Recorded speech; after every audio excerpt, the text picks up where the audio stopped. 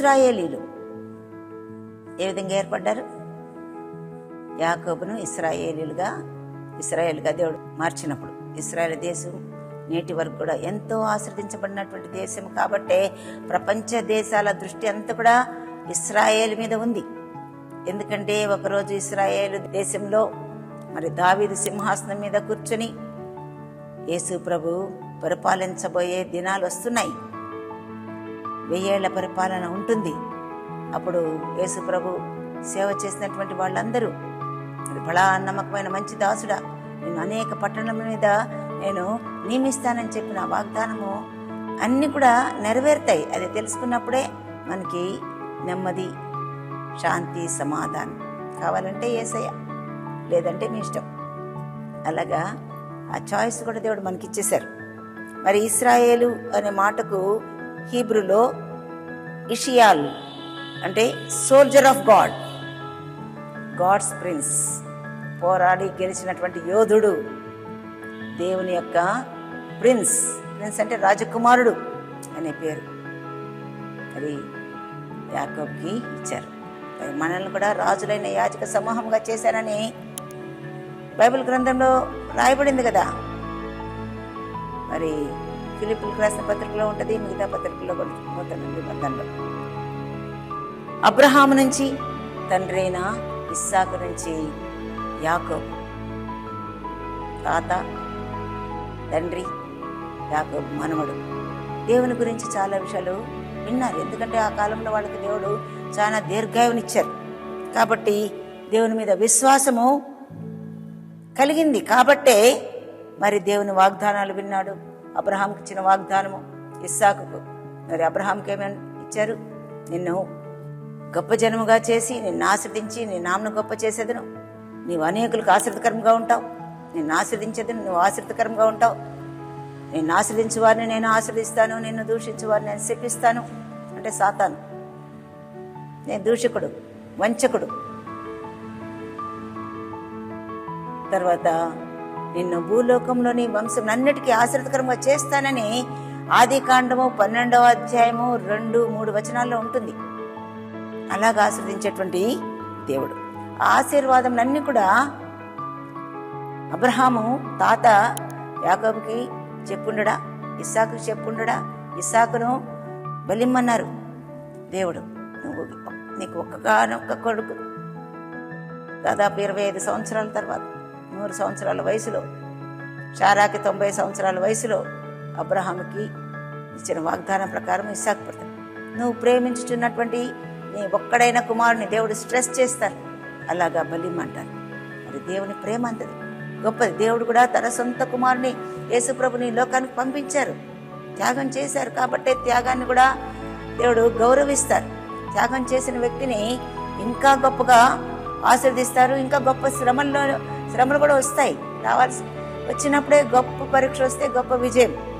కాబట్టి శ్రమలలో మనకు తోడైంది, కష్టాల్లో తోడైనటువంటి దేవుడు, ఆదరించి బలపరిచి హెచ్చించి ఘనపరిచేటువంటి దేవుడిని మనం ప్రేమిస్తున్నాను. మనల్ని ప్రేమిస్తున్నారు, మన జీవితకాలం అంతా ప్రేమిస్తున్నారు. కాబట్టి జీవితకాలం అంతా మనం దేవుని సేవ చేసినప్పుడు మరి ఎన్ని శ్రమలు వస్తాయి కదా. ఎంతోమంది మన సంఘాలకు రావాలంటే, వాళ్ళతో డీల్ చేయాలంటే, మరి అలాంటి శ్రమలు గుండా వెళ్ళినప్పుడే ఓర్పు, సహనము, దీర్ఘశాంతము, దయాళుత్వము, మరి అలాగా సాత్వికము. మోషే మిక్కిలి సాత్వికుడు. అలాంటివి నేర్చుకోవాలంటే చదవడానికి బాగానే ఉంటుంది, వినటానికి బాగానే ఉంటుంది, కానీ అనుభవించే వాళ్ళకి తెలుసు త్యాగం యొక్క ఫలితం ఏంటో కూడా దేవుడు మనకిస్తారు. కాబట్టి అలాగా వాగ్దానాలు విని విశ్వాసాన్ని పెంచుకొని మరి తల్లికి సహాయం చేస్తూ ఉన్నటువంటి యాకోబు, అలాగా వాగ్దానాలను మనం కూడా ధ్యానిస్తూ ఉన్నప్పుడే మనము దీవించబడతాం. అన్నలందరూ తర్వాత తండ్రిని మామను మోసం చేశాడు. మోసం 2 సార్లు చేశాడు, అబద్ధాలు ఆడాడు మామతో. అలాగే కళ చూచాడు. ఆ కళలో నిచ్చెన కనిపిస్తుంది. దేవుని దూతలు భూలోకంలో నుండి నిచ్చెన ద్వారా పరలోకానికి వెళ్ళడం, అలాగే పరలోకం నుండి జవాబులు తీసుకొని భూలోకానికి రావడం, అది ఒక రాయి మీద పండుకున్నప్పుడు కలుస్తుంది. మరి ఆ రాయి యేసు ప్రభు, ఆ నిచ్చెన దేవుని వాక్యం, ప్రార్థన ద్వారా జవాబు. వీటన్నిటికీ ఒక నిచ్చెన దేవుడు ఏర్పాటు చేశారు. దేవుని దూతలు మనకు పరిచయం చేసేటువంటి దేవుడు దూతలు. కాబట్టి ప్రార్థన చేసినప్పుడు జవాబు ఇచ్చేటువంటి దేవుడు మనకు కూడా అలాంటి నిచ్చెన ఇస్తారు, మన సంఘానికి ఇస్తారు. సంఘానికి వచ్చినప్పుడు అనేకులు వచ్చి ఇక్కడ ప్రార్థన చేసుకుంటే జవాబులు వచ్చినాయి. మన చర్చస్లో కూడా చాలామందికి జవాబులు వస్తున్నాయి. అలాంటి దర్శనాలు ఇచ్చే దేవుడు. దర్శనాలను నమ్మండి, పరిశుద్ధాత్మను నమ్మండి, పరిశుద్ధాత్మ సహాయం పొందుకోండి. చాలా చక్కగా నడిపించేటువంటి దేవుడు పరిశుద్ధాత్మ. అలాంటివి మనం చదువుతున్నప్పుడే అప్పుడు యేసుక్రీస్తు రక్తము మీ ప్రతి పాపను కడిగి పవిత్రపరచును. యేసు రక్తంలో అంత శక్తి ఉంది. నమ్మి దీవించబడి రక్తం కారేంతగా హింసించబడినటువంటి వారిని మాదిరిగా పెట్టుకొని, జీవితాలు త్యాగం చేసినటువంటి వారిని మాదిరిగా పెట్టుకొని, యేసు ప్రభువుని మాదిరిగా పెట్టుకొని మన జీవితాన్ని ముందుకు సాగుదాం. అలాగే అనేకులు కూడా మన జీవితాలను చూసి వారి జీవితాలు మారేటట్టుగా జీవితకాలం అంతా దేవుని సేవ చేయడానికి మనము వారు కలిసి మరి అనేకులను పరలోక రాజ్యానికి తీసుకొని వెళ్ళడం కొరకే దేవుడు ఇలాంటి వాగ్దానాలు ఇస్తున్నారు. నా దృష్టికి పిరుడు అంటున్నారు. అలాగే నీకు ప్రతిగా మనుషులను అప్పగిస్తానంటున్నారు. మనము త్యాగం చేసినప్పుడు, మనము దేవునిలో నమ్మకంగా ఉన్నప్పుడు ప్రజలు చర్చికి వస్తారు. అలాగే జీవిత పర్యంతం ఎంతో మంది మార్టిర్స్ అంటే హతసాక్షులు అయ్యారు. అలాగా హతసాక్షులు అవ్వడానికి ఇష్టపడినటువంటి వాళ్ళు చాలామంది ఇప్పుడు కూడా హతసాక్షులుగా జీవిస్తున్నారు. అదొక ధన్యత. మరి కృపలో ఎదిగినప్పుడు ఇవన్నీ కూడా సాధ్యమే, అసాధ్యం కాదు. దేవునికి అసాధ్యం కాదు. నాకు అసాధ్యమైనది ఏదైనా కలదా అని అబ్రహాంతోనే దేవుడు ప్రశ్న వేశారు. అసాధ్యం ఉండదు కదా దేవునికి.